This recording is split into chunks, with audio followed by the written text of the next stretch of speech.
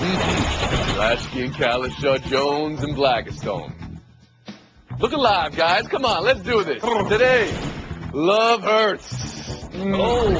Clippers live. And also trolls on trolls on trolls on trolls because sports. I see you. Oh, my goodness. Let's go around the horn. That's the man that's not looking. We'll get to that in a bit. First, love and not basketball. This is just brutal. I mean, every single image of it, even the freeze frames, the photos. No timetable today for how long he'll be out. 1 to 2 weeks seems to be the thought, but that kind of sounds optimistic.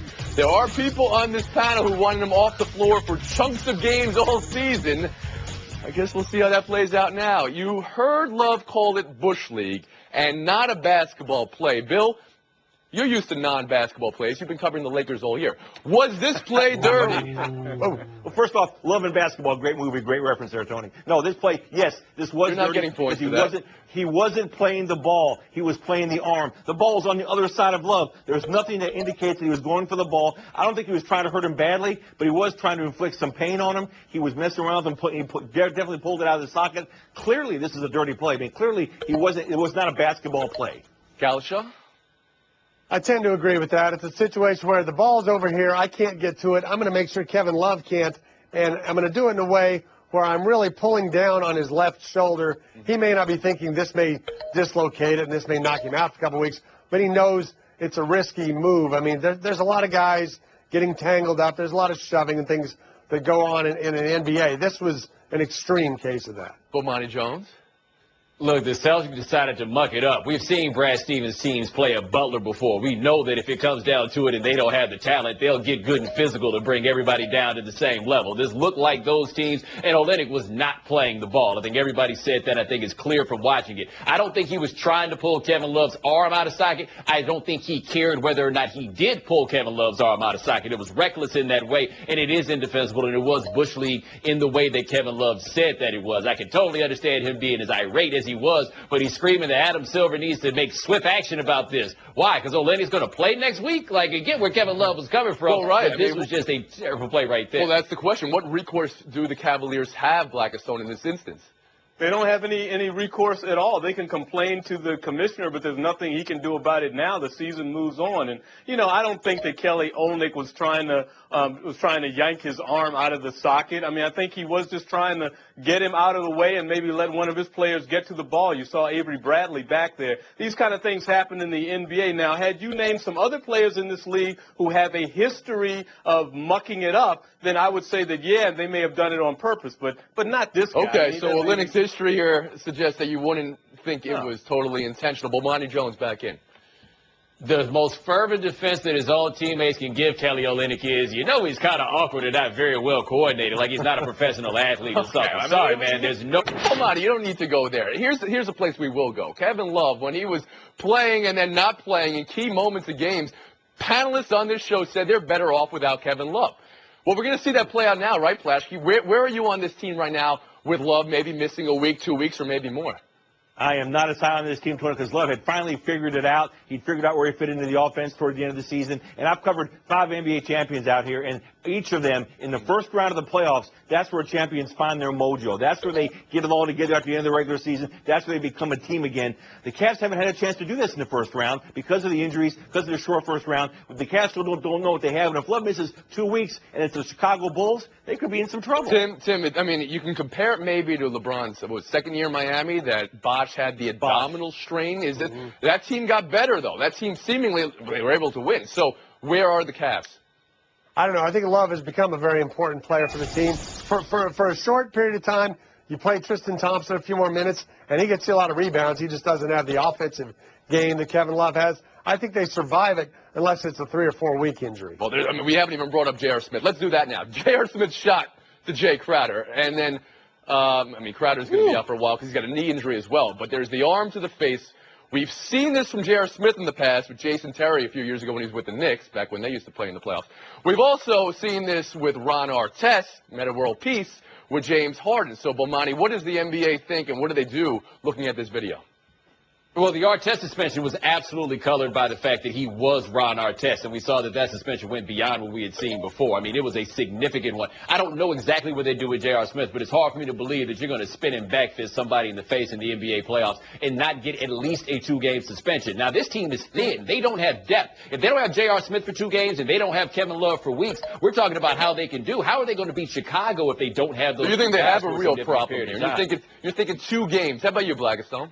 No, I think it could be more than 2 games, and J.R. Smith does have some history of this kind of thing on the court, not necessarily punching someone out, but throwing elbows. Look, the Cavaliers got to be concerned right now. 18-9, that's what they lose with Kevin Love. 3-point shooting and opening up the floor, that's what they're going to lose with J.R. Smith. And we haven't even talked about Kendrick Perkins, who probably shouldn't even be in the conversation. But when you lose 2 bodies like that potentially, and then you don't have another guy who you could tap on the shoulder to come off the bench, all of a sudden. So you think Perkins should be suspended as well for the Absolutely, that was a Flashkey?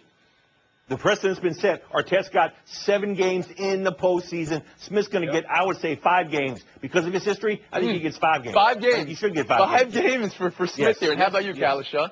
I don't think it'll be that high. I lean more toward the 2 range. If it becomes more than 2, then they're going to presumably Chicago without Smith, without Love, and that's when they get in real trouble. Jones, last word.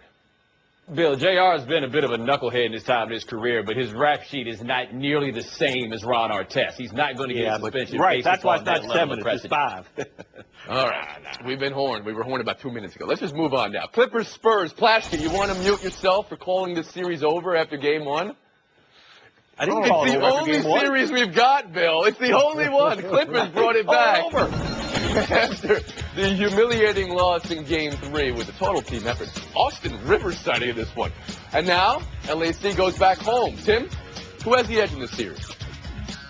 The Spurs still have the edge, and it's very, very small. I understand Game 7 would be in L.A. if that happens. I still like the Spurs. I mean, it's going to be hard for any team.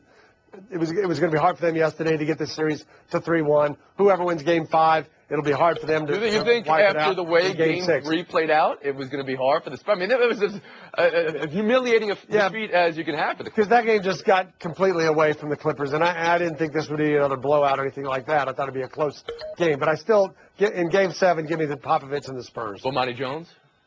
Tim basically just said the playoff games are hard. Now, here's the thing about this series. I take the Clippers because the Clippers are the team that have the 2 home games. The Clippers also, when you look at it, probably have the 2 best players in the series in Chris Paul and Blake Griffin. I understand on the other side is the Spurs. It's all the history and everything behind it, but there is a reason that the Spurs happen to be the 6th seed. So this could wind up being a close one. This could wind up being a very good one, but I would rather have the Clippers having those 2 games to play at home. And you can make an argument that they've outplayed the Spurs in 3 of the 4 games in this series. Blackstone?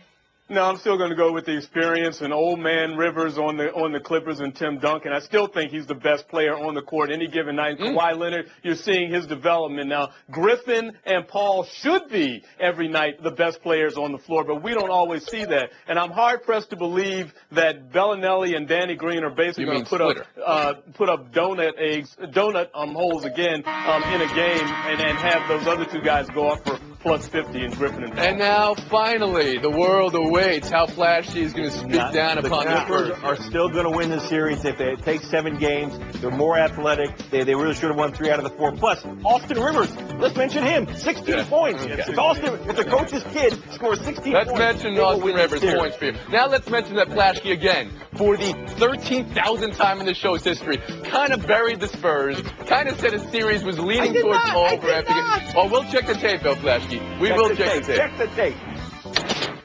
Bill, Tim, Bomani, Kevin. Myself next. And coming up, how much Paul Pierce will tax Canada now that he owns it. Stick around. Jon Snow. One does not simply defeat the Raptors. Geico presents Strange Saving Stories. Astronomers detected an interstellar transmission. It stated, Geico, 15 minutes could save you 15% or more. The implications were staggering. Was the cosmos telling us we could all save hundreds on car insurance with Geico? Or did their radar merely pick up a signal from the nearby Rufus and Clyde's morning show? We may never know. Geico, 15 minutes could save you 15% or more on car insurance. Buy Buy or sell? Jones, 11. Stone, 10. Plaschke, 7. Kalisha still picking up the pieces after that Bomani takedown. Buy or sell? Adam Wainwright out for the year. Max Scherzer to miss his next start likely. Both batting-related hazards. Scherzer to CBS Sports, quote, "Who would people rather see, a real hitter hitting home runs or a pitcher swinging a wet newspaper? Both leagues need to be on the same set of rules." Plaschke, buy or sell that? I'm buying that. Scherzer has nearly 100 Major League at-bats. He knows what he's talking about. It's time. And I think Rob Manfred's going to do something. He wants to speed the game up. Every time a pitcher comes to bat, the game slows down and stops for 5 minutes to watch him making out. You want more hitting, more offense, more embraceable to younger people? Get rid of pitchers. You think games are slower with pitchers batting? I think they'd be slower with designated hitters. It slows down. It slows down. The pace of the game slows down. Kalisha, how about you? I've bought that sentiment for some time on selling Max Scherzer, a guy who just got paid millions to switch from the American League to National League, to be out here at the end of April saying, I don't like the rules in this new league. Maybe we should change him over to what I'm used to. Bomani? Look, I buy the idea of having the same rules for both leagues, especially as you have interleague play basically every day of the year. But if you want to change the rules, change it back to how they did in the old days and make the pitchers hit in the American League, too. I don't see how you're going to have faster games by less pitchers hitting. The American League games are always running. Well, exactly. That was my point to Bill just before, right, Bill? Yeah, I mean, it's 3 pitches, they sit down. That's quick. But the pace of the game slows. So Bomani wants to go the other way than Scherzer. How about you, Blackstone? I hate specialization. I just wish pitchers were athletes just like everybody else. Remember they always talk about Babe Ruth was the greatest baseball player of all time because he could pitch and he could hit. Bob Gibson could do it all, even play basketball for the Globetrotters. Just be a full-time athlete. This is kind of a freak injury anyway, right? I mean, that's what exactly. I did like that Scherzer had, I mean, he's using newspapers. Scherzer is bringing back the newspaper, the wet newspaper. There you go. That's great. There you go. Buy or sell, too. Back to basketball. The Wizards conquering of the Raptors. And Paul Pierce's conquering of what used to be Toronto and what used to be Drake. Rest in peace. Kalisha, what are you buying? What are you selling from this? I don't know how much I have to sell Kyle Lowry's back injury, but I'm buying John Wall really outplaying him and being a difference maker. You heard a lot more about Paul Pierce and what he said, but John Wall was great in this series, 50 assists. Bomani Jones. Yeah, but you also have to remember, Tim, what Paul Pierce said about John Wall, and that's why I'm buying the late-season coaching change that the Wizards made. Randy Whitman out. Paul Pierce, you're the guy in charge. That looked like a team that was coached by Paul Pierce in that Pakistan. Except at the end of the first game when in regulation he couldn't get the shot and John Wall just threw up a jump shot. This team has turned it around. It's been amazing. They're even getting something finally out of Otto Porter, playing 32 minutes all of a sudden in the playoffs when he wasn't doing anything during the regular season. You like this team to make a run, Blackstone? You've been covering them. Absolutely. I like them now. They were horrible for most of the second half. They can beat them with the way they're playing right now. Absolutely. You know, it's the only third team in NBA history to complete a 4-game sweep by more than 30 points in that fourth game. It's the first time a higher seed, home court with advantage, has been swept in 4 years. I love the Wizards. Let them crow. And this is a team Jon Snow could play well for this team. You're just blindly grabbing at the Game of Thrones. Do you watch the Game of Thrones? I love it. Every episode. I love it. Every episode. You went to Jon Snow twice there, but that's all right. The night is dark and full of terrors. Fire Cell 3. Talk Rick Carlisle, because Pierce is giving a massive course and giving it back. Carlisle, maybe still applying to schools. The tape, so as not to talk about the refs in this mess of a series. That's 3-1 Houston. Bomani, what are you buying? What are you selling? Well, I'm selling the fact that you let Plaschke play you for those points talking about Jon Snow. Jon Snow, Jon Snow, Jon Snow. Can I get some points now? Oh, you got to stop it. You're going the wrong way, Bo. I don't think the referees were the problem in this, though. I do think that Carlisle probably wanted to wind up being careful because he and Cuban have such a quick trigger with the NBA. But they won that game. I just think it was physical, but I don't think it was in one direction or another. Like a stone. Boy, being around Mark Cuban's Mavericks for so long, I mean, this is not something that is new, complaining about the referees and saying they cost you games. The bottom line is they won last night, the Mavericks did, because they play with more energy, more heart, and more determination. Bill Plaschke? I want to applaud the Mavericks. They were down, double digits early in the second quarter in a sweep game, and they didn't give up. Most teams I've seen down 3-0 would roll over. They didn't roll over. Kudos to Carlisle and that team for fighting it. They have no chance to win the series, but they're still fighting. Good for them. Kalisha, how about you? I think it's got to be hard to be a head coach who every night, 20 feet away from you, your owner and your boss is screaming at the officials for it not to get to you at some point. Game 3 was extremely physical, and that played in the Rockets' favor, and that's the close game the Mavericks lost that is going to keep them from competing. Do the Mavericks have beef here? Right, has this series tilted on the officiating? No, it's tilted on Harden and Howard and the Rockets overall being better. You know what? You said they would survive the weekend, Tim Kalishaw. They did. And they did. You said they would win Game 3, and they didn't. All right, Bomani Jones, what happened here? We were on the same page, and then you're the first to go with the last word. Apparently Jon Snow happened. Apparently I should have got in there first. Just throwing around. You see what he did last night? You don't watch the shows. He didn't see what he did. That's what's happening to you right now. Flashy Kalishaw Stone lighting round next. Later, who's the guiltiest party in Spygate, as John Legend called it? Stick around. ESPN Radio, bringing you directly to the biggest events in sports. Center field, well hit, Hunter back, out of here! From opening day of baseball, Throw to the plate, safe at the plate! right through the World Series. For the third time in 5 seasons, the San Francisco Giants are the champions of the baseball world. Whether it's LeBron, Chris Paul, or Kevin Durant, when the NBA tips off, ESPN Radio is right there when a champion is crowned. We have a new world champion. The San Antonio Spurs are the world champions. And when the magic of bowl season arrives, ESPN Radio is your home for the new college football playoff. The college football playoff first national champion, the Ohio State Buckeyes. The biggest events in sports can be found right here on ESPN Radio. Stone 19, Van Black 15, Kalishaw 16. It's the lightning round.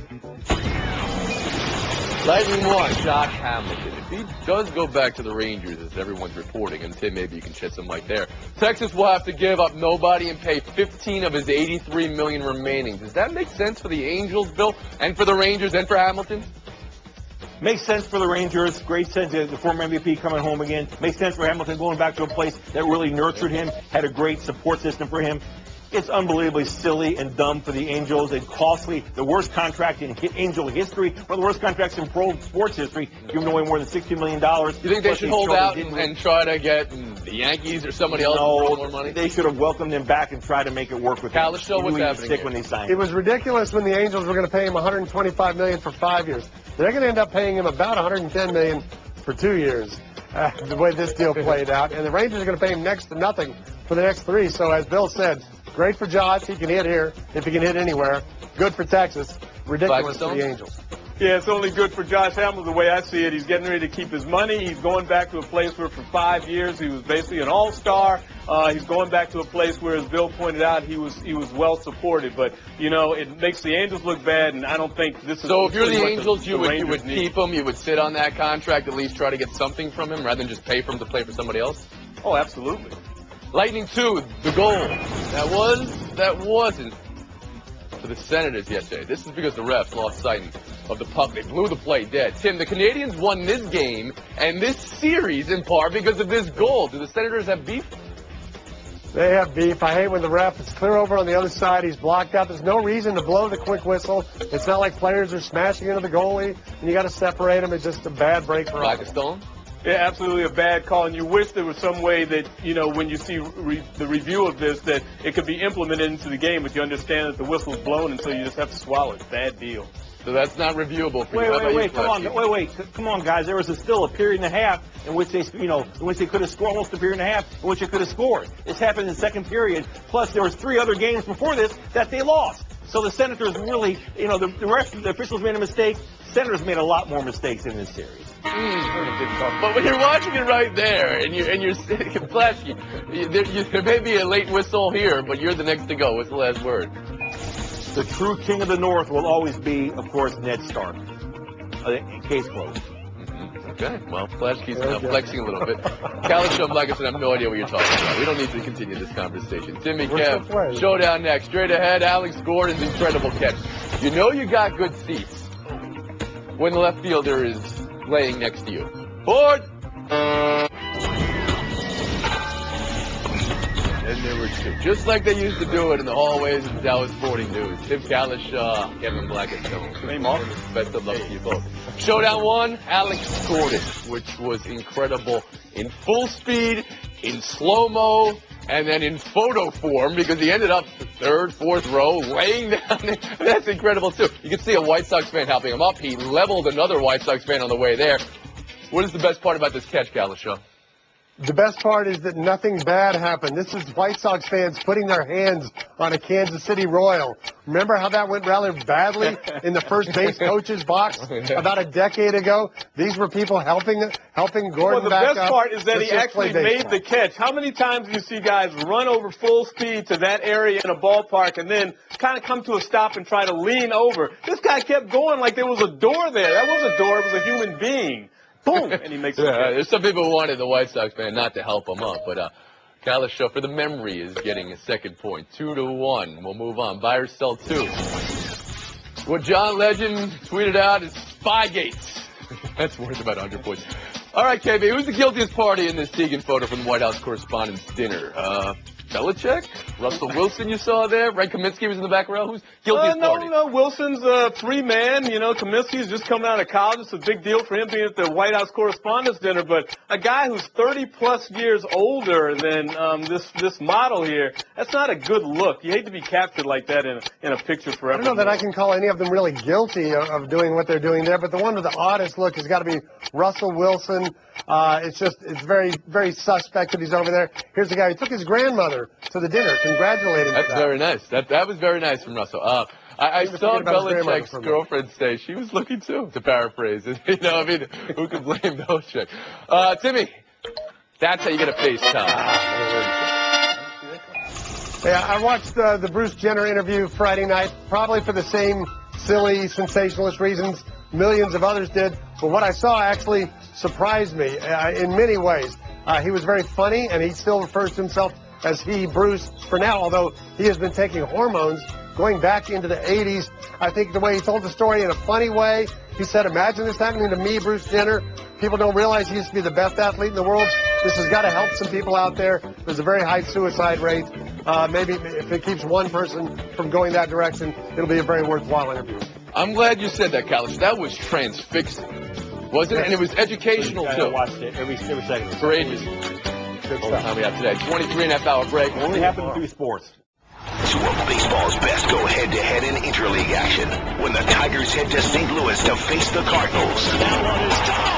The pregame at 7 Eastern, first pitch at 8, Sunday on ESPN and ESPN Radio.